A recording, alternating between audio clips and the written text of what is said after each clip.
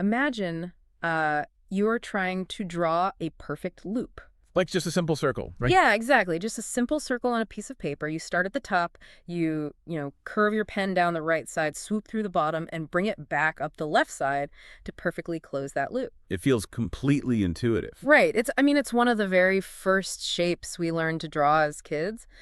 But if you take that exact same shape and try to feed it into the standard foundational rules of algebra that we all learn in high school. The math essentially tells you that what you just drew is illegal.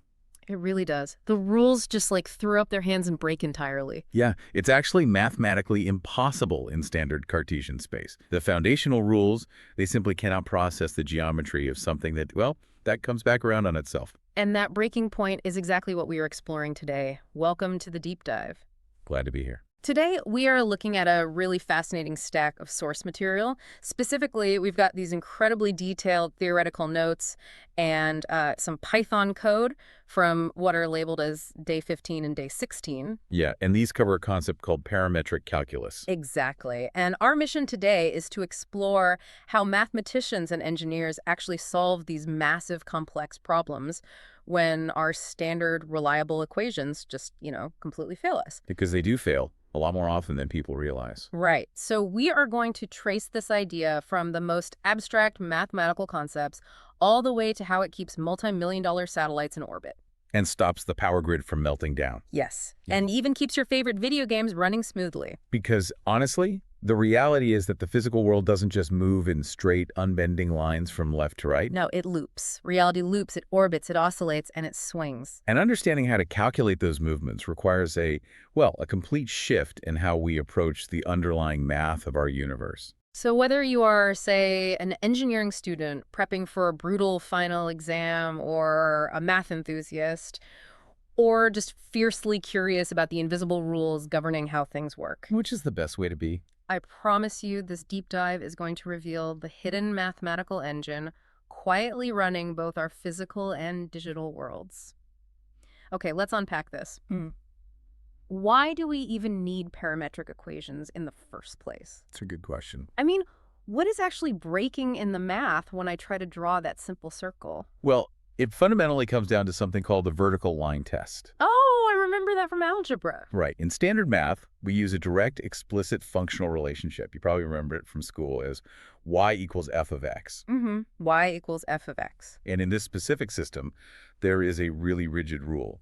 For every horizontal step you take along the x-axis, there can only be one possible vertical y value. So the function just has to constantly move forward horizontally. Exactly. It's like a one-way street. You can go up and down as much as you want, but you have to keep moving to the right. That's a great way to look at it. Yeah. So if you draw a vertical line straight down through your graph, and it hits your drawn curve more than once. Which it absolutely would if you drew a circle. Right. It would pierce through both the top arc and the bottom arc. And if that happens, the function is considered invalid. The standard math just cannot handle a curve that loops back on itself. Wow. So when you try tracking, like complex shapes or rotating machinery or cyclical paths, standard Cartesian functions just hit a massive wall. So basically, the standard map of reality we use is telling us that orbiting planets and spinning wheels shouldn't exist? Pretty much, yeah. Which seems like, a pretty massive oversight for a system that's supposed to explain the universe. Which is precisely why mathematicians needed a workaround. And that workaround is parametric calculus. Okay, so how does the workaround actually function? Well, when isolating that explicit relationship, where y directly depends on x, when that becomes difficult or flat out impossible, we abandon that relationship entirely. We just drop it. We break the chain. Instead, we isolate the variables. Both x and y are expressed completely independently in terms of a third underlying hidden variable. And that's the parameter, right? Exactly. We call this the parameter, and it's usually represented by the letter t. I was actually thinking about this dynamic while going through the source notes, and the best physical analogy I could come up with is an Etch-a-Sketch. Oh, I like that. Right, because trying to use standard y equals f of x math to draw a circle is like trying to draw a perfect loop on an Etch-a-Sketch using only one hand, moving strictly left to right, while someone else just violently shakes the board. Just doesn't work. No, but parametric equations are like finally being allowed to use both hands. You introduce a hidden clock, that's our parameter t, just ticking away quietly in the background. And that clock is what ties it all together. Yeah, that clock independently tells your left hand how to turn the horizontal knob, that's our X position, and it simultaneously tells your right hand how to turn the vertical knob, which is our Y position. Right. You aren't forcing the vertical knob to wait and depend on whatever the horizontal knob is doing anymore. Exactly. They are just two completely separate dials responding to the exact same ticking clock.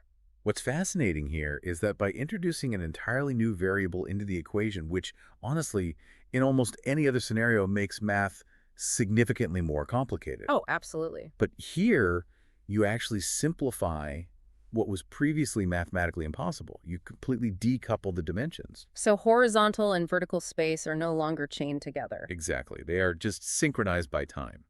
So now that we know what a parameter is and, how our independent Etch-a-Sketch knobs are working, let's talk about motion. Because objects in the real world don't just sit statically on a graph. Right. We need to measure change, which means we have to dive into derivatives. Yes, the calculus part. So if I want to know my overall slope, the rate of change of y with respect to x, how do I even figure that out if the two variables are completely separated from each other? This is where we bring in a concept called the chain rule. Since x and y are both functioning based on that common parameter t, finding the first derivative is surprisingly seamless. Okay, and just to clarify, the first derivative gives us our slope, right? The change in y over the change in x. That's it. You don't have to somehow eliminate t to get x and y back together. You simply take the derivative of your vertical movement with respect to time, and you divide it by the derivative of your horizontal movement with respect to time. Oh, wow. That actually makes intuitive sense. It really does. Like if my vertical Etch-a-Sketch knob is moving at 10 units per second, and my horizontal knob is moving at, say, 2 units per second, my overall angle of movement is just 10 divided by 2. Exactly. I'm moving 5 units vertically for every 1 unit I move horizontally. The math aligns perfectly with that logic. The change in y over the change in x is just the y time derivative divided by the x time derivative. Is there a catch? Well, with the one caveat, of course, being that your horizontal speed can't be exactly 0 at that moment. Ah, right, because dividing by 0 shatters the equation. Exactly. It breaks the whole thing. Okay, so if the first derivative is just a simple ratio of those two independent speeds, how does that translate when we want to figure out our acceleration? Now we're getting to the tricky part. Do we just stack another ratio on top? Meaning, like, take the second derivative of y with respect to time and divide it by the second derivative of x with respect to time? You'd think it would be that straightforward. But mathematicians learned the hard way that this assumption leads to absolute disaster. Wait, really? Oh yes, it is known in the field as the critical trap. It is a very common and mathematically fatal error. You absolutely cannot just divide the second-order time derivatives to find your overall acceleration. But why? Why does the logic suddenly break down? It worked so perfectly for the first derivative. Because doing so completely ignores the nonlinear scaling step-down factor. We have to really think about what a second derivative actually represents. Okay, walk me through it. You are trying to find the rate of change of your first derivative as you move along the horizontal x-axis. But remember, your first derivative, that slope you just calculated, is fundamentally still a function driven by your hidden clock, Trin. Right, the Etch-a-Sketch knobs are still being controlled by the ticking clock in the background. And that clock might not be ticking in perfect linear sync with the horizontal distance you are covering. As you move along a curve, horizontal space might be, well, stretching or compressing relative to time. Oh, I see. So you must apply the chain rule a second time to account for that distortion. That makes sense. The mathematically rigorous formulation requires you to differentiate your first derivative with respect to time, but then you must multiply it by a scaling factor. And that scaling factor adjusts for how fast time is moving relative to horizontal space. Precisely. If you just divide the second time derivatives, you are completely missing that crucial adjustment. Which means your resulting calculation for acceleration will be wildly, dangerously wrong. Dangerously wrong. That is a little brain-bending, but it really emphasizes why you can't just take shortcuts. Never take shortcuts in calculus. Let's make this concrete. Without getting bogged down in reading raw algebra aloud, the source notes provide a great analytical case study using our original problem, the circle. Yeah, this is one of my favorite examples. They map out the parametric equations for a point moving in a perfect loop. Yes, and tracking that point analytically reveals some beautiful geometry. If you run the parametric equations for a circle through the first derivative, the math spits out a spatial velocity vector. And what does that vector actually tell us? This essentially tells you your speed and your exact heading at any given millisecond. So, like, if you were swinging a rock on a string and suddenly let go. Exactly. The first derivative tells you the exact straight line the rock would fly off on. It is perfectly tangent to the edge of the circle. But the real magic happens when we survive the critical trap and calculate the true second derivative. Right. The second derivative gives you the spatial acceleration vector. And here is where the math reveals a foundational truth about physics. I love this part. When you carefully run the second derivative of our circle equations, the result isn't just some random assortment of numbers. The math miraculously produces an acceleration vector that points dead center, directly back to the origin of the circle. So the acceleration is pointing in the exact opposite direction of where the object actually is in space. Exactly. This calculation is the literal, undeniable proof of centripetal acceleration. Wow. The math is explicitly showing you that an object moving in a circle isn't just cruising along, it is constantly accelerating inward. And that inward pull is the only thing keeping it from flying off in a straight line. Exactly. You know, that inward pull, that mathematical arrow pointing to the center, that's exactly what keeps things in orbit. It is. So let's look at objects doing exactly that. This leads us right into the engineering applications from the source material. We've got 3 distinct domains here where this math is critical. Right. Aerospace, electronics, and computing. Let's start with the massive scale in space. It's the perfect physical application. Satellites orbiting Earth don't move in standard Cartesian grids. No, they move in massive elliptical loops. Exactly. So they use time, specifically what aerospace engineers call orbital epoch time, as their parameter t. And just like our circle example, the first derivative is giving them their instantaneous orbital velocity. It maps exactly how fast the satellite is whipping around the planet at that exact millisecond. But the second derivative is where the high-stakes, multi-million-dollar engineering actually comes into play. That second derivative represents the gravitational acceleration. The relentless inward pull of the Earth. Yes. So what does this all mean? I mean, for the people actually building the satellite down on the ground. Well, it dictates the physical survival of the hardware.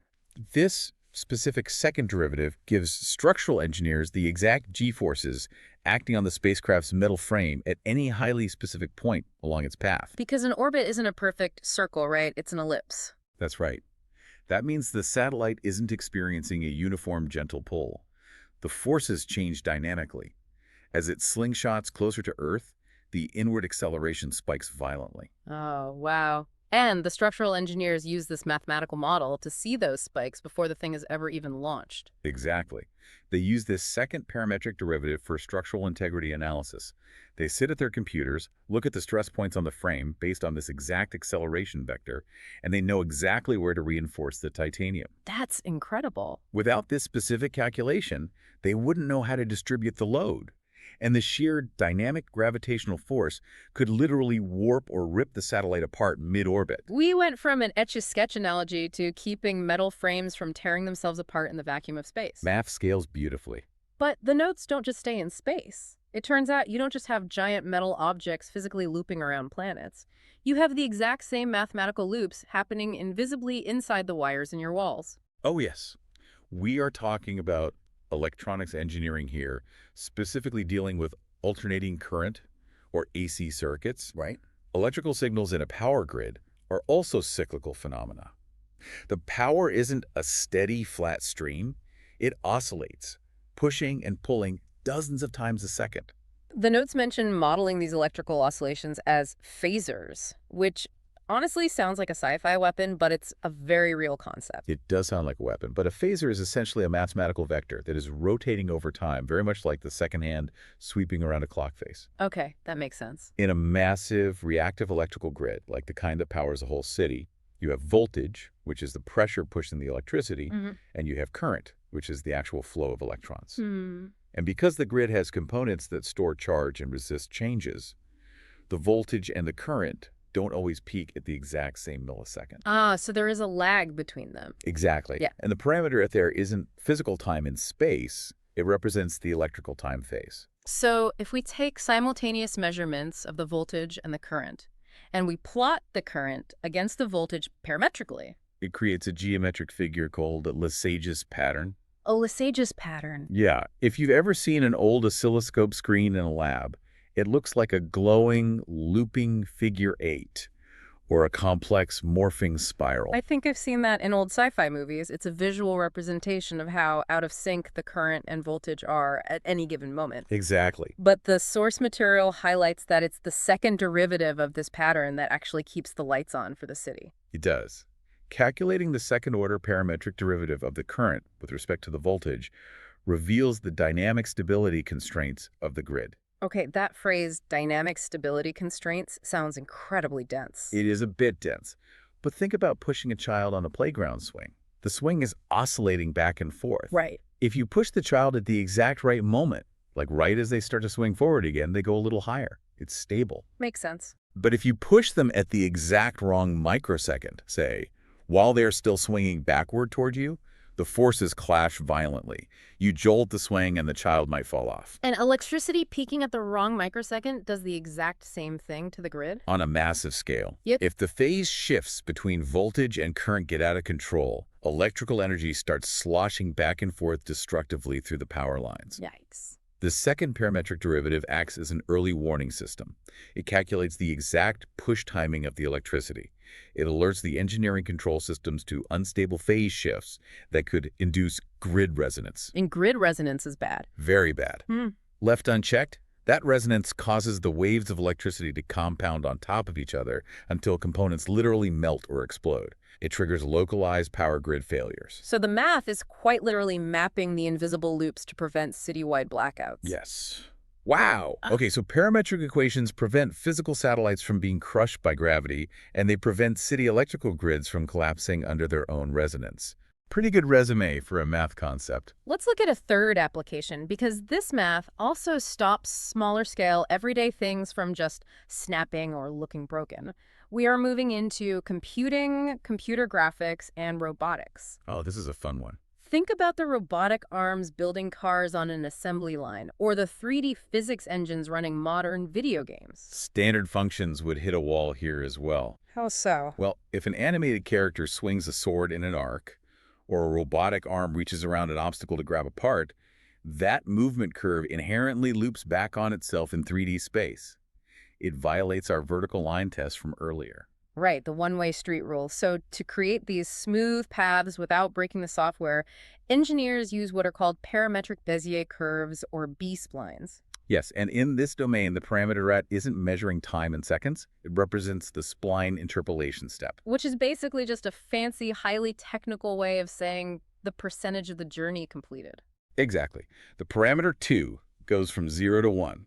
0 is the start of the curve, 0.5 is halfway through the animation, and 1 is the exact end of the path. And the first derivative here calculates the orientational heading of a digital asset, or a physical robot.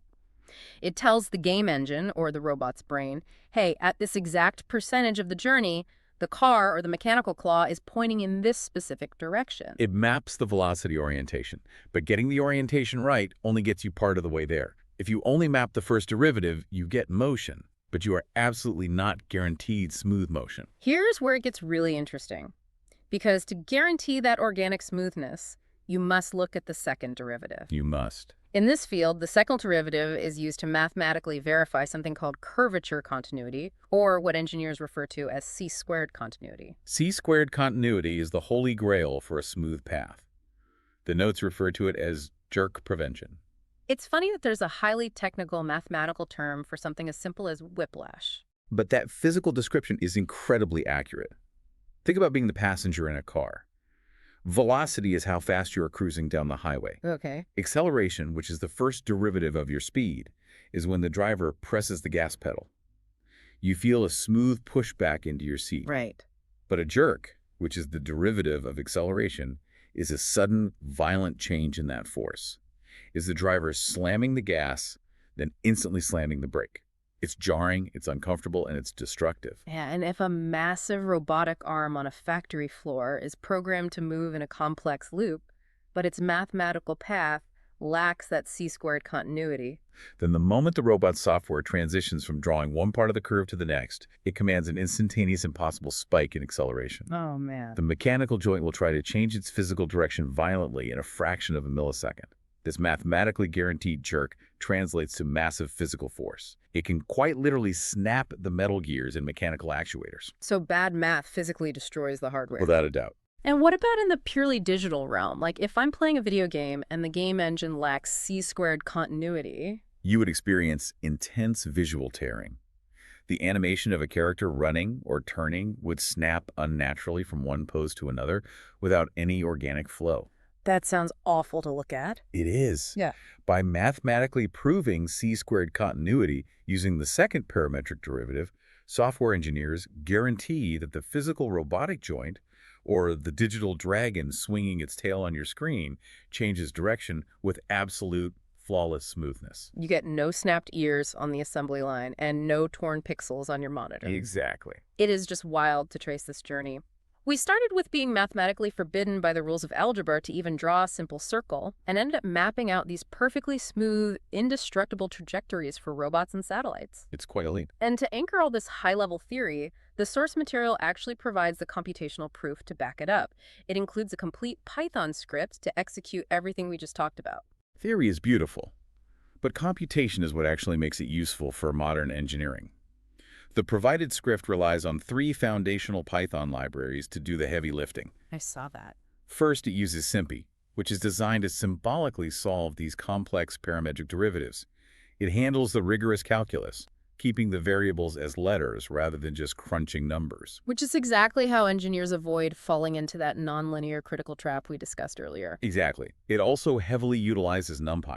Which isn't just about making lists, right? It's evaluating millions of discrete spatial points in milliseconds. Yeah, it crunches the massive arrays of data, so a structural engineer doesn't have to wait a week for a stress simulation to finish running. And finally, it uses matplotlib to build the geometric validation plots. Right. It takes those massive spreadsheets of raw numbers from NumPy and translates them back into the glowing Lissajous patterns and elliptical orbital loops that humans can actually visualize and understand. Wow. If we connect this to the bigger picture, it is profound how a single, seemingly obscure mathematical concept, just introducing an independent hidden parameter t, scales across completely disconnected industries. It really is.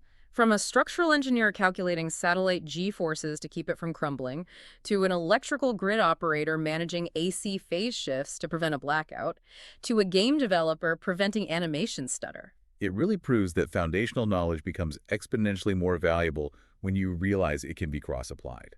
It forces you to re-examine the massive problems you think are fundamentally unsolvable.